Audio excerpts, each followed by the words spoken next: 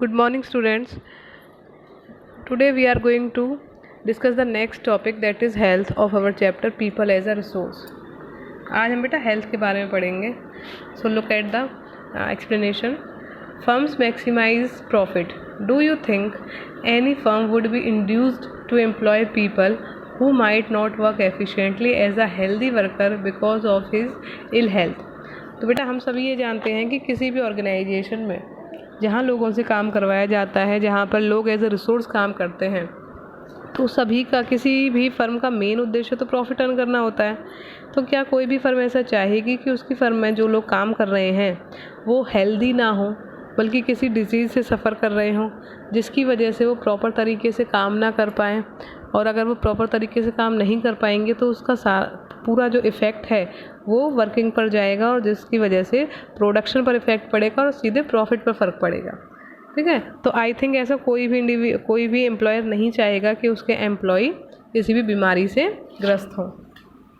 The health of a person helps him to realize his potential and the ability to fight illness. तो बेटा किसी भी individual की अगर हेल्थ अच्छी होगी तो अच्छी हेल्थ की वजह से क्या होगा, उसका जो पोटेंशियल है काम करने की, जो उसकी क्षमता है वो इंक्रीज़ होगी. वो अपने पूरे पोटेंशियल से, पूरी एफिशिएंसी से, पूरी लगन से काम करेगा और उसे कोई भी बीमारी नहीं होगी, वो इलनेस से बचा रहेगा अगर वो हेल्दी है तो. An unhealthy person becomes a liability for an organization indeed. Health is an indispensable basis for realizing one's well-being. बेटा कोई भी अनहेल्दी इंडिविजुअल होता है तो वो किसी भी ऑर्गेनाइजेशन के लिए या कंट्री के लिए एक लाइबिलिटी, एक उत्तरदायित्व बन जाता है. लेकिन अगर कोई हेल्दी इंडिविजुअल है तो वो एक कंट्री के लिए एक एसेट होता है, एक संपत्ति होता है. ये हम बात कई बार डिस्कस कर चुके हैं. Henceforth, improvement in the health status of the population has been the priority of the country. और इसी रीज़न की वजह से, क्योंकि हेल्दी पॉपुलेशन बहुत इंपॉर्टेंट है किसी भी कंट्री के लिए, तो सभी कंट्रीज़ ये चाहती हैं, सभी कंट्रीज़ की गवर्नमेंट ये चाहती है कि उनकी पॉपुलेशन जो है वो हेल्दी रहे, पॉपुलेशन उनकी बीमार ना हो, डिजीज़ स्प्रेड ना हो. इसलिए वो टाइम टू टाइम पर कोशिश भी करते रहते हैं हेल्थ को इम्प्रूव करने के लिए. Our national policy too aimed at improving the accessibility of health care, family welfare and nutrition services with special focus on underprivileged segments of the population. तो बेटा हम कोई भी कंट्री में, किसी भी कंट्री में कुछ स्टेट्स ऐसी होती हैं जो रिच हैं, प्रॉस्पेरस हैं, जहाँ पर सारी फैसिलिटीज़ अवेलेबल हैं. लेकिन कुछ सेगमेंट्स ऐसे भी होते हैं जो कि बैकवर्ड होते हैं, जहाँ पर सारी सर्विसेज प्रोवाइड नहीं हो पाती हैं. इसी वजह से हमारी कंट्री की नेशनल पॉलिसी ये चाहती है, उनका उद्देश्य यही रहा है कि किसी भी तरीके से सारी हेल्थ केयर फैसिलिटीज़ जो हैं, फैमिली वेलफेयर फैसिलिटीज़ जो हैं, और न्यूट्रिशन को इम्प्रूव करने के लिए जो कुछ भी सरकार कर रही है, वो सारी फैसिलिटीज़ किसी भी तरीके से उन लोगों तक भी पहुँचे जो ऐसे सेगमेंट्स हैं जहाँ पर ये सारी चीज़ें नहीं पहुँच पाती हैं. Over last 5 decades, India has built up a vast health infrastructure and manpower required at primary, secondary and tertiary care in government as well as in the private sector. और पिछले कुछ डिकेड से आप ये देखो, आपने ऑब्ज़र्व भी किया होगा, आपने देखा होगा कि पिछले कुछ सालों में मेडिकल कॉलेजेस कितने ज़्यादा खुल चुके हैं, कितने सारे हॉस्पिटल्स ओपन हो चुके हैं. गवर्नमेंट हॉस्पिटल्स की अगर हम बात करें तो गवर्नमेंट हॉस्पिटल्स में भी बहुत सारी फैसिलिटीज़ जो हैं अब वो प्रोवाइड करवाई जाती हैं, जो कि पहले अवेलेबल नहीं थी. बहुत सारे प्राइवेट हॉस्पिटल्स भी ओपन किए जा चुके हैं. हॉस्पिटल्स में काम करने वाले जो लोग हैं, जो आपको सर्विसेज प्रोवाइड करवाते हैं, उनकी स्ट्रेंथ भी बहुत बढ़ चुकी है, डॉक्टर्स की स्ट्रेंथ बहुत बढ़ चुकी है, और आपकी सारी मेडिसिन्स वगैरह भी बहुत बड़े अमाउंट में आपके पास अवेलेबल हैं. तो ये जो है, ये हमारे लिए, हमारी कंट्री के लिए एक डेवलपमेंट है in the field of health. आगे देखिए. These measures adopted have increased the life expectancy to over 46 years in 2000. Infant mortality rate has come down from 147 in 1951 to 75 in 2000. Crude birth rate have dropped to 26.1 and death rate to 8.7 within the same duration of time. बेटा ये अलग अलग rates आपको दिए हुए हैं कि हमारे यहाँ पर अब लगभग ईयर 2000 में अब जो लाइफ एक्सपेक्टेंसी है वो ओवर 64 ईयर्स हो चुकी है.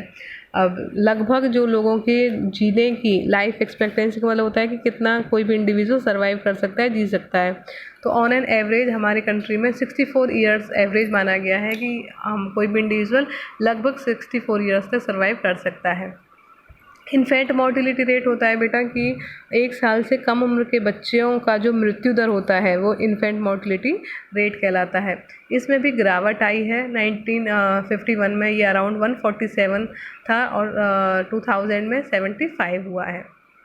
इसी तरीके से बेटा बर्थ रेट में कमी आई है और आपकी डेथ रेट में कमी आई है, क्योंकि बहुत सारी मेडिकल फैसिलिटीज़ जो हैं वो अवेलेबल हैं, बहुत सारे हॉस्पिटल्स ओपन हो चुके हैं, तो डेथ रेट जिसकी वजह से बहुत ज़्यादा कम हुआ है। लोगों को बीमारियां नहीं होती हैं और अगर कोई सफ़र भी करता है किसी डिजीज़ से तो उसको टाइमली उसका इलाज जो है वो पॉसिबल हो जाता है। Increase in life expectancy and improvement in child care are useful in assessing the future progress of the country। तो कंट्री के फ्यूचर प्रोग्रेस के लिए बहुत इम्पोर्टेंट है कि आप किस तरीके की चाइल्ड केयर प्रोवाइड करवा रहे हो, क्योंकि अगर बच्चों को बचपन में बच्चे अगर बीमारी से ग्रस्त हो जाएंगे तो वो आगे फ्यूचर में एक बीमार व्यक्ति का ही जीवन व्यतीत करेंगे। तो अगर जैसे कहा भी जाता है कि अगर किसी बिल्डिंग की नींव पक्की नहीं होगी तो बिल्डिंग भी अच्छी खड़ी नहीं की जा सकती है। तो इसी तरीके से अगर बच्चों की हेल्थ अच्छी नहीं होगी तो उनका जो फ्यूचर है वो भी अच्छा नहीं होगा। और अगर बच्चों की हेल्थ अभी से हेल्थ केयर पे ध्यान नहीं दिया जाएगा तो आगे चलकर उनकी हेल्थ जब ख़राब रहेगी तो वो किसी भी कंट्री के लिए फिर लाइबिलिटी ही बनेंगे, सोसाइटी के लिए भी लाइबिलिटी बनेंगे और अपने परिवार के लिए भी एक लाइबिलिटी ही बनेंगे और कंट्री की प्रोग्रेस में कोई उनका योगदान नहीं रहेगा। Increase in longevity of life is an indicator of good quality of life marked by self-confidence. Reduction in infant mortality involves the protection of children from infection, ensuring nutrition along with the mother and child care.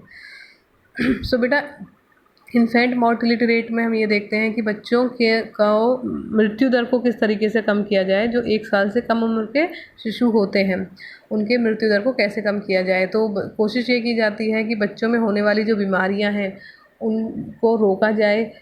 जब बच्चे अपनी mother के जब बच्चों का जन्म नहीं होता है उस टाइम पर मदर को सारे टीके इंजेक्शंस वगैरह दिए जाते हैं ताकि जब बच्चे का जन्म हो तो वो एक हेल्दी चाइल्ड के रूप में उसका जन्म हो। और मदर की केयर भी बहुत इम्पॉर्टेंट है बच्चे के साथ साथ। तो इन्फेंट मोर्टिलिटी रेट में मदर और चाइल्ड दोनों की हेल्थ को इम्प्रूव करने के लिए कोशिश की जाती है, प्रॉपर वैक्सीनेशन किया जाता है दोनों का। आगे देखिए,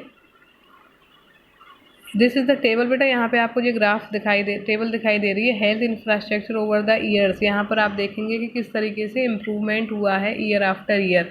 आपको 3 ईयर्स गिवन है, 1951, देन 81 एंड देन 2001। तो हर चीज़ में इम्प्रूवमेंट हुआ है। नर्सिंग पर्सनल जो नर्सिंग का काम करते हैं, नर्सिस वगैरह हैं, उनका जो नंबर है वो भी इंक्रीज़ हुआ है। डॉक्टर्स का इंक्रीज़ हुआ है, बेड्स का इंक्रीज़ हुआ है, डिस्पेंसरी और हॉस्पिटल्स खुले हैं। SC, PSC और CSC ये हमारे हॉस्पिटल्स होते हैं एक तरीके के, ये भी हमारे ओपन हुए हैं।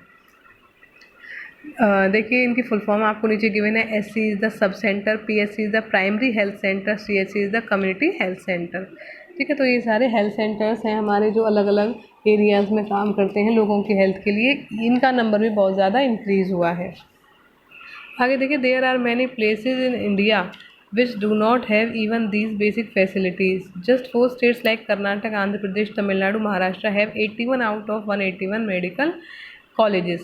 तो बेटा जैसे हमने पहले भी डिस्कस किया है कि सभी स्टेट्स में सारे रिसोर्सेज अवेलेबल नहीं है। कुछ स्टेट्स जो हैं वो डेवलप्ड हो चुकी हैं, बाकी कुछ स्टेट्स जो हैं वो अभी भी बैकवर्ड स्टेट्स में भी ही काउंट होती हैं।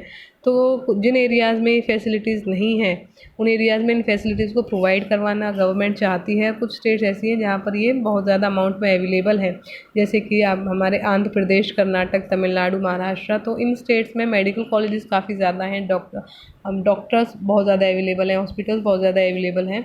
तो यहाँ पर डेथ रेट जो है वो बहुत ज़्यादा कंपेयर्ड है और यहाँ बहुत ज़्यादा कम है और हेल्थ फैसिलिटीज़ बहुत अमाउंट में अवेलेबल हैं। On the other hand, states like Bihar and Uttar Pradesh have poor health indicates and few medical colleges। ठीक है, एज़ कम्पेयर टू कुछ स्टेट्स आपको गिवन है उत्तर प्रदेश और बिहार, और आपके वेस्ट बंगाल, उड़ीसा, ये सब स्टेट्स जो हमारी नॉर्थ ईस्टर्न स्टेट्स हैं, यहाँ पर ये फैसिलिटीज़ कम अमाउंट में अवेलेबल है as compare to these 4 which are given to you. बेटा ये टॉपिक हमारा कंप्लीट हो चुका है। अब हमारा health. I hope this must be clear to you.